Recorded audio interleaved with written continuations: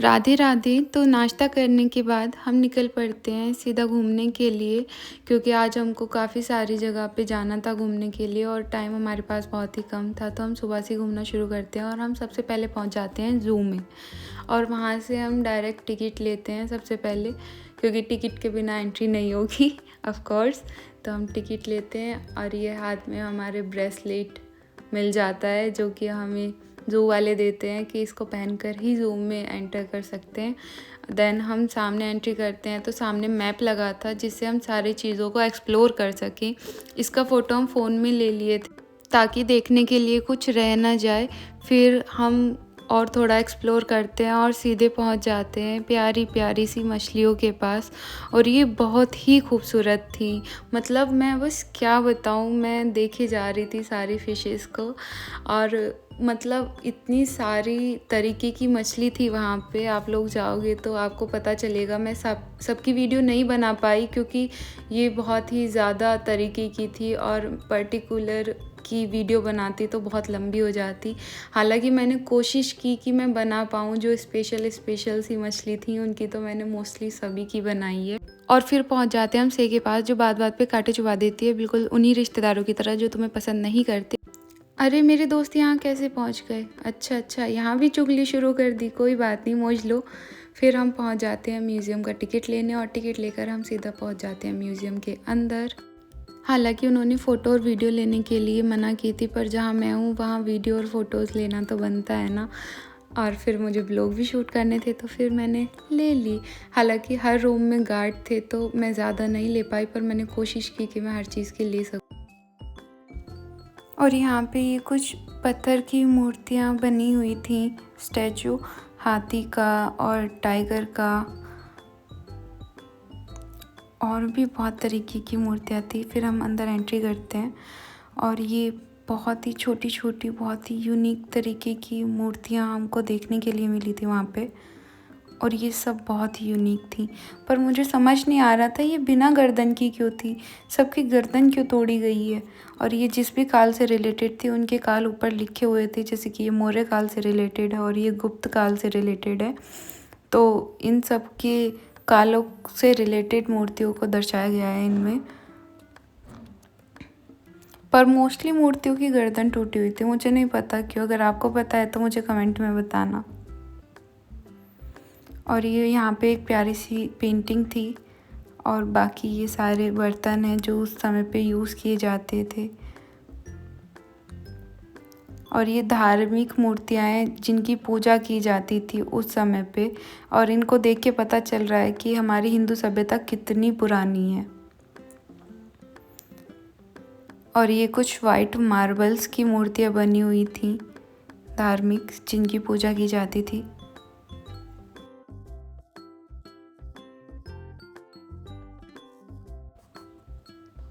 और ये उस समय के बर्तन हैं जिनमें वो अपना सामान खाने पीने का स्टोर करते होंगे आई थिंक। और ये one of the most beautiful art work था, ये मिट्टी से बना हुआ था और ये इतना खूबसूरत था।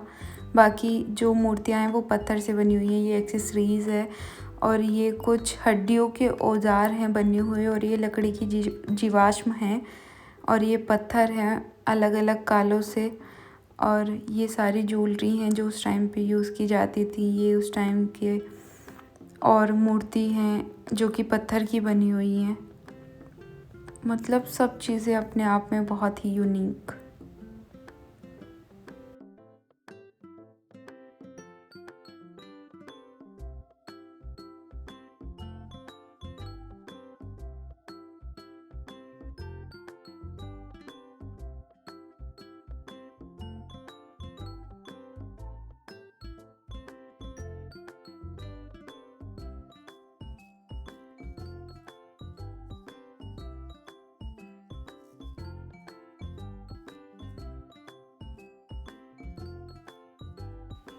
फिर हम एंट्री करते हैं मम्मी वीथिका में, जहाँ पर इजिप्शियन वीथिका को और इजिप्शियन सभ्यता को दर्शाया गया है।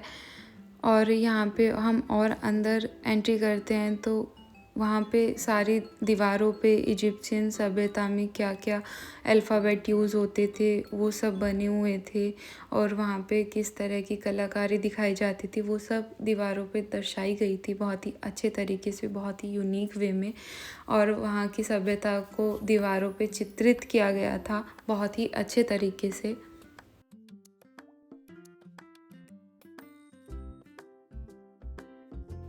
ये सारी पेंटिंग्स या फिर ये जो भी चित्रण है, ये सारी इजिप्शियन सभ्यता को दर्शाता है।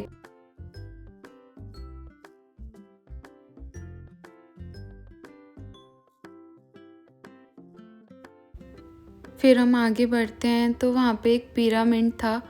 मतलब बहुत सारी मान्यताएं हैं इस पिरामिड्स को लेके। लोगों का वहाँ का मानना था, इजिप्शियंस का, कि मौत के बाद मरता नहीं है इंसान, वो भगवान के पास जाता है और भगवान जी जो भी अच्छे लोग होते हैं उनको फिर से जीवन देते हैं, तो फिर वो वहाँ पे जीते हैं। तो फिर इस पिरामिड के अंदर वो अनाज, एक्सेसरीज, ज्वेलरी, कपड़े सब कुछ रख देते थे, और जिससे कि जो व्यक्ति मरा है वो मरने के बाद अच्छे से जीवन यापन कर सके, ऐसा उनका मानना था। और उस समय के जितने भी राजा महाराजा होते थे वो सारी अपनी ज़रूरतों का सामान इस पिरामिड में रखवा देते थे कि मरने के बाद वो आराम से जीवन यापन कर सके। और ये सब मैं अपने पास से नहीं बोल रही, क्योंकि बहुत सी जगह पर टेक्स्ट मिले हैं, लेख मिले हैं और प्रमाण पाए गए हैं कि उनका ऐसा मानना था। हालांकि लोग अलग अलग बोलते हैं। कहा जाता है कि इजिप्शियन बहुत ही एडवांस्ड थे और वे पिरामिड के द्वारा बिजली बनाने का दावा करते हैं। पिरामिड को बहुत से लोग कहते हैं कि अनाज स्टोर करते थे, और ये जितने भी चित्रण आप देख रहे हैं ये सब इजिप्शियन सभ्यता को बिलोंग करते हैं, और ये बहुत ही यूनिक पीस थे अपने आप में। मैं आपको एक एक चीज़ दिखा रही हूँ जितना मेरे से हो पा रहा है अच्छे से। ये वहाँ की कुछ पेंटिंग्स हैं और ये कुछ मूर्तियाँ हैं जो उस समय पे उस काल से बिलोंग करती हैं, इजिप्शियन सभ्यता से। और इनका कहना था कि ये 3000 साल पुरानी मम्मी है जिसको बाहर से मंगाया गया है नॉलेज के लिए, दिखाने के लिए। और ये मम्मी असली है, रियल है बिल्कुल, जो कि रखी है सामने, आप देख सकते हैं। और यहाँ पे एक चार्ट दे रखा था जिसमें ये दर्शाया गया था कि इंग्लिश के अल्फ़ाबेट्स हम कैसे लिखते हैं और हमारी लैंग्वेज में उनकी लैंग्वेज को कैसे लिखा जाता है। और फिर हम यहाँ से बाहर निकलते हैं और पहुँच जाते हैं दूसरी ओर, जहाँ पर मुग़ल काल से रिलेटेड चीज़ें थी, लाइक इंटीरियर कैसा था, मैप्स वहाँ के, और बहुत सारी वस्तुएं।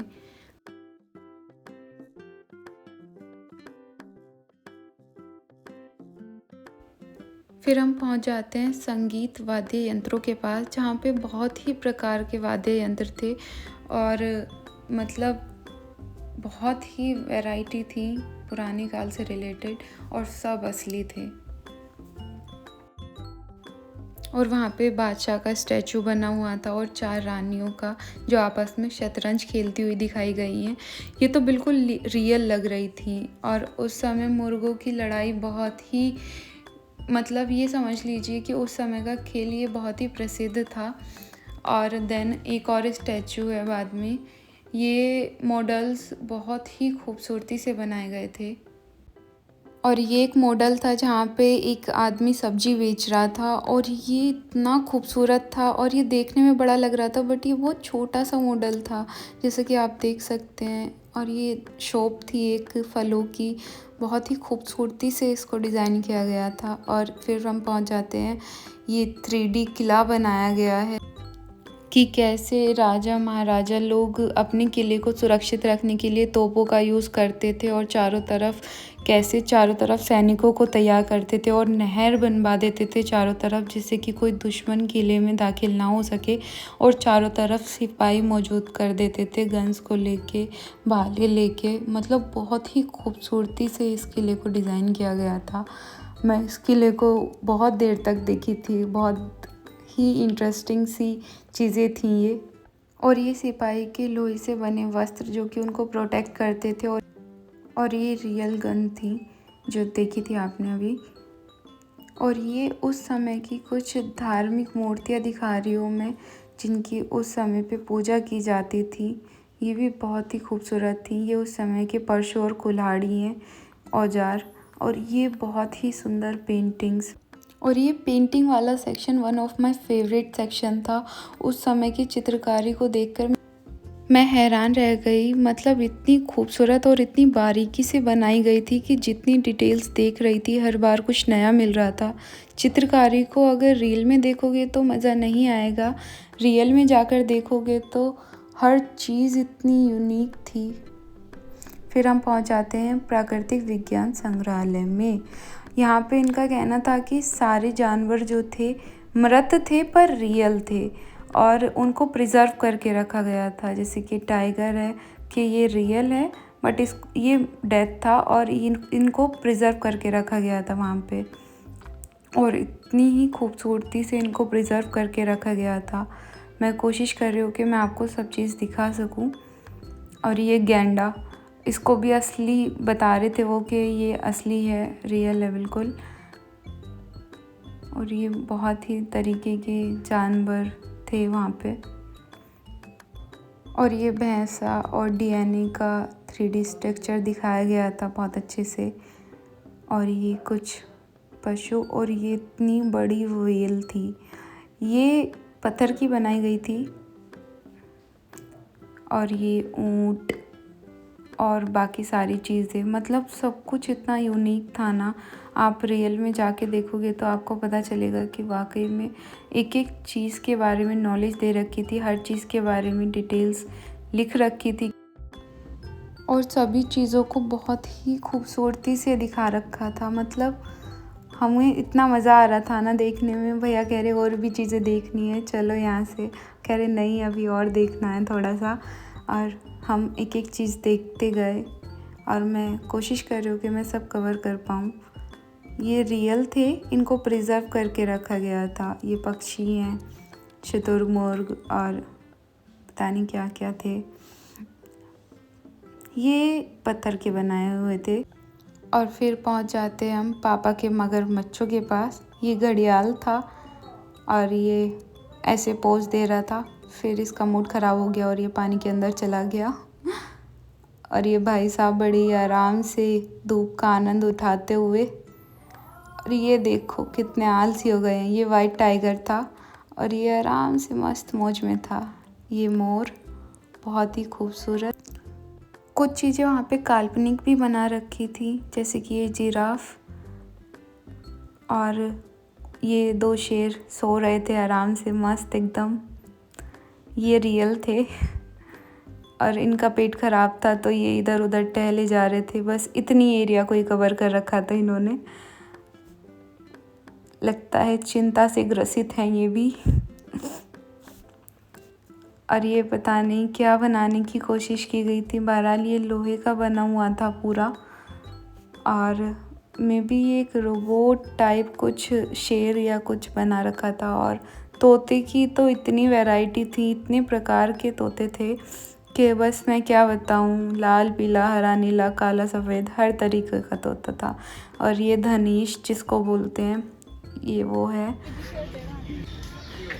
और आगे और भी बहुत सारी इंटरेस्टिंग चीज़ें मैं दिखाने वाली हूँ, तो आप साथ में रहिएगा।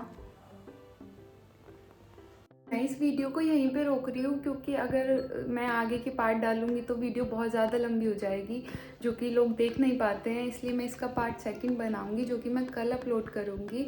और अगर आपको वीडियो अच्छी लग रही है तो प्लीज़ मेरे चैनल को लाइक, शेयर एंड सब्सक्राइब कीजिएगा और आगे की वीडियो के लिए बने रहिएगा मेरे साथ। Bye, thank you for watching.